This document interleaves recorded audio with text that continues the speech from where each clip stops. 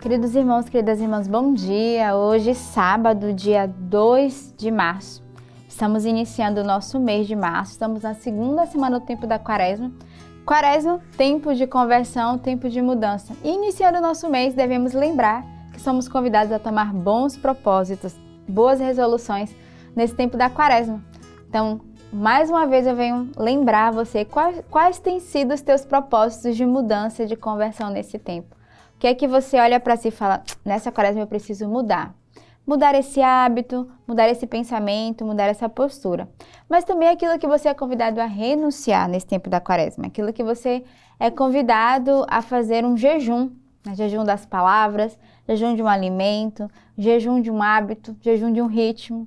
Talvez você está habituado a dormir sempre tarde, vai dizer, nessa Quaresma eu vou fazer esforço de dormir mais cedo, ou acordar mais cedo para rezar, para caminhar, né? Cuidar da casa, ser mais hospitaleiro, usar mais da caridade.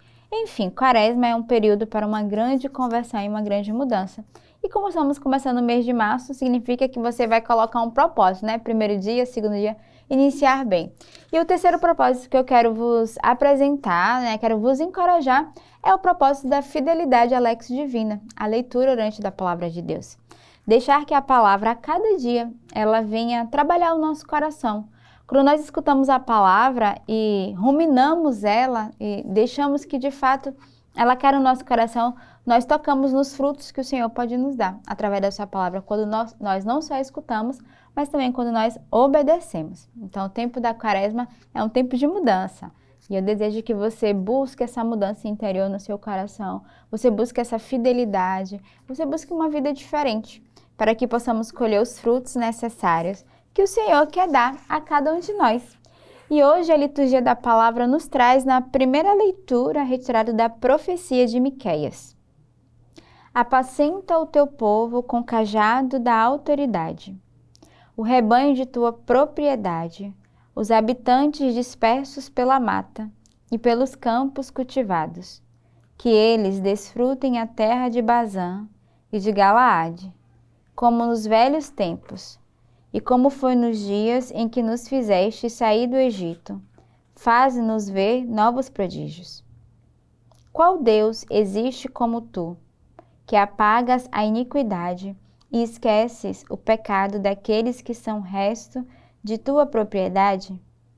Ele não guarda rancor para sempre. O que ama é a misericórdia. Voltará a compadecer-se de nós, esquecerá nossas iniquidades e lançará ao fundo do mar todos os nossos pecados. Tu manterás fidelidade a Jacó e terás compaixão de Abraão, como jurastes a nossos pais desde tempos remotos. Então, a liturgia de hoje, na profecia de Miqueias, vai fazer dois convites. Primeiro, ele inicia, apacenta o teu povo com o cajado da autoridade. Então, ele nos convida a sermos pastores uns dos outros, a apacentarmos aqueles que o Senhor nos confia. E não basta só apacentar, ele nos pede uma graça, um dom da autoridade. Por que é necessária a autoridade? Porque a autoridade, ela nos coloca no caminho que devemos estar. Ela nos dá segurança, ela nos dá firmeza. E hoje o profeta vai dizer, né? Apacenta com o cajado da autoridade o rebanho de tua propriedade, os habitantes dispersos. Então ele vai lembrar que o pastor deve ir atrás daquele que está disperso, da ovelha que está distante, da ovelha que rapidamente perde o foco e que se afasta.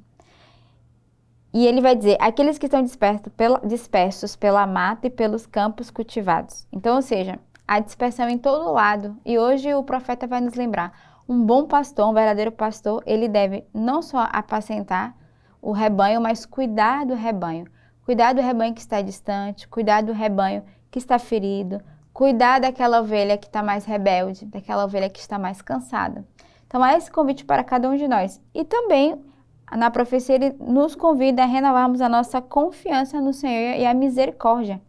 Ele vai dizer, o Senhor não guardará rancor para sempre, o que ama é a misericórdia.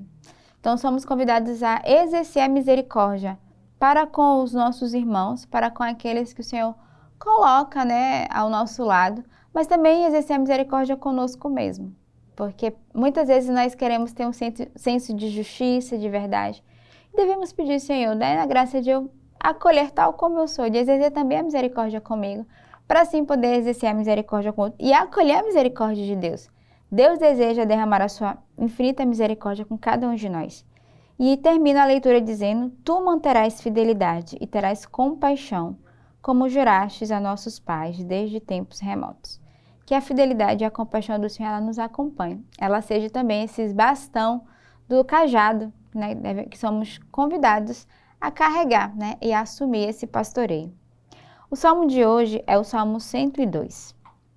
Bendize, ó minha alma, ao Senhor, e todo o meu ser seu santo nome. Bendize a minha alma ao Senhor, não te esqueça de nenhum de seus favores, pois Ele te perdoa toda a culpa e cura toda a tua enfermidade. Da sepultura Ele salva a tua vida e te cerca de carinho e compaixão. Não fica sempre repetindo as suas queixas, nem guarda eternamente o seu rancor. Não nos trata como exigem nossas faltas, nem nos pune em proporção às nossas culpas. Quanto os céus por sobre a terra se elevam, tanto é grande o seu amor aos que o temem. Quanto dista o nascente do poente, tanto afasta para longe nossos crimes. Então, o salmista de hoje vai nos lembrar que o Senhor, Ele é indulgente e favorável. E Ele nos convida primeiro a louvar. Ele começa fazendo esse convite de louvor. Bendize a minha alma ao Senhor e todo o meu ser seu santo nome. Então, convite de uma ação de graças, uma gratidão. E neste sábado você é convidado a entrar nesse louvor de gratidão, de ação de graças ao Senhor, porque o Senhor realiza tantas maravilhas, o Senhor é tão bondoso, tão compassivo conosco, o Senhor cuida de cada um de nós, o Senhor nos protege. Eu creio que você é testemunho da proteção de Deus todos os dias na tua vida. E Ele lembra, né? O Senhor não esquece de nenhum de seus favores. Então lembremos todas as vezes que o Senhor de fato cuidou de nós, que o Senhor de fato nos amou e nos protegeu. E aí Ele vai dizer: o Senhor perdoa toda a culpa e cura toda a tua enfermidade. Da sepultura Ele salva a tua vida e te cerca de carinho e compaixão. Então olha a consolação, né? O Senhor perdoa a nossa culpa, cura a nossa enfermidade, nos cerca de carinho e compaixão. Precisamos pedir ao Senhor essa graça de sermos cercados por esse carinho e essa compaixão, né? Esse olhar paterno de Deus, esse olhar pastoral do Senhor com cada um de nós. Ele não fica repetindo as suas queixas. Então, Deus não repete as nossas queixas. Nós é que ficamos repetindo, né? Jogando na cara do outro quando a gente tem uma dificuldade, quando a gente tem um rancor, uma chateação, a gente tem prazer de lembrar, né? De jogar na cara, de repetir as queixas do passado. Mas o Senhor não é assim. E o salmista nos lembra. O Senhor, Ele não repete as nossas queixas, nem guarda eternamente o seu rancor. Eu quero que essa palavra hoje fique no teu coração. Nós somos convidados a não guardar o rancor no coração. Porque o rancor, irmãos, ele destrói o nosso amor uns para com os outros.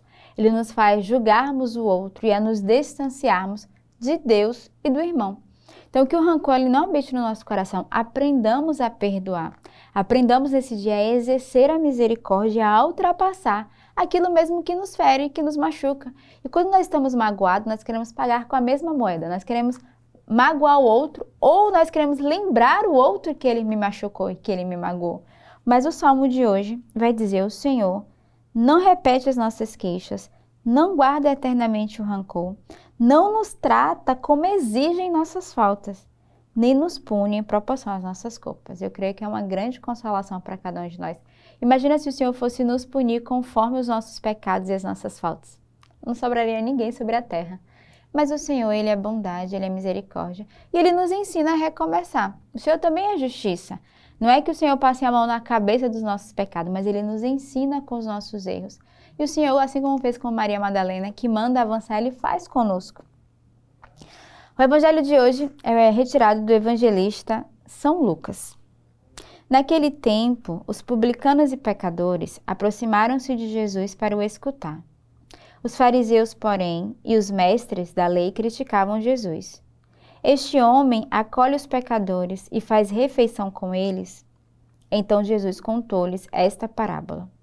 Um homem tinha 2 filhos.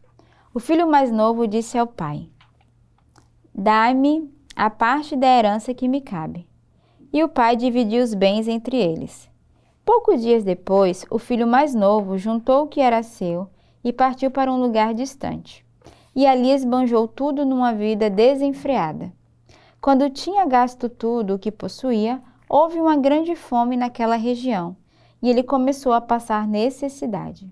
Então foi pedir trabalho a um homem do lugar que o mandou para o seu campo cuidar dos porcos. O rapaz queria matar a fome com a comida que os porcos comiam, mas nem isso lhe davam. Então caiu em si e disse: quantos empregados do meu pai têm pão com fartura e eu aqui, morrendo de fome? Vou-me embora. Vou voltar para meu pai e dizer-lhe: Pai, pequei contra Deus e contra ti. Já não mereço ser chamado teu filho. Trata-me como a um dos teus empregados. Então ele partiu e voltou para o seu pai. Quando ainda estava longe, seu pai o avistou e sentiu compaixão.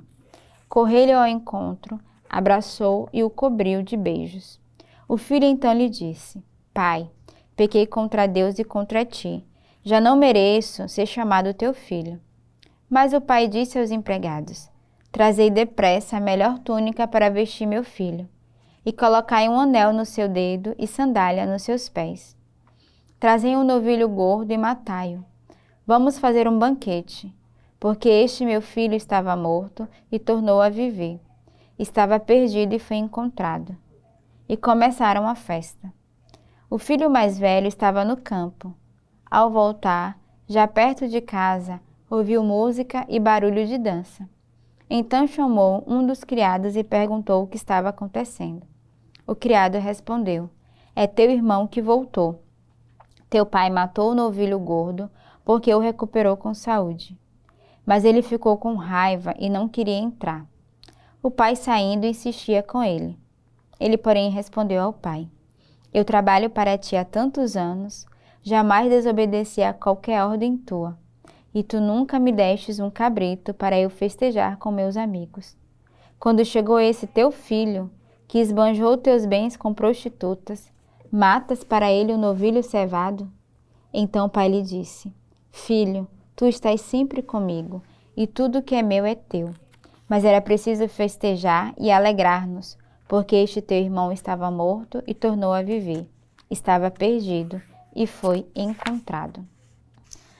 O evangelho de hoje é muito conhecido, né? A parábola do filho pródigo, e nós sabemos toda a luta que é aqui. Bom, primeiro, a gente vê o coração deste filho que pede herança. Quando a gente pede uma herança é porque a gente está certamente desejando a morte, né? A gente só recebe herança quando alguém morre. Mas aqui o filho mais novo já queria a herança do pai. Depois de ter a herança, esbanjar, ele se dá conta de tudo que ele tinha na casa do pai e ele volta. E o pai, né, na sua infinita misericórdia, o acolhe. Mas o segundo filho vai ter também no coração uma grande revolta por não compreender essa misericórdia e esse amor do pai. E com essa leitura de hoje eu trago para nós, muitas vezes nós não compreendemos a misericórdia de Deus com o outro, o perdão. E nós somos convidados a não ter a atitude do filho mais velho, que entra numa revolta, mas ter a atitude do pai, que age com misericórdia e que acolhe o outro, mesmo que ele tenha caído, tenha fragilizado. Então, neste sábado, dia dedicado à Virgem Maria, aprendamos com essa parábola do filho pródigo a, de fato, termos esse coração misericordioso que acolhe o outro, mesmo nas suas falhas, nas suas quedas e nos seus pecados.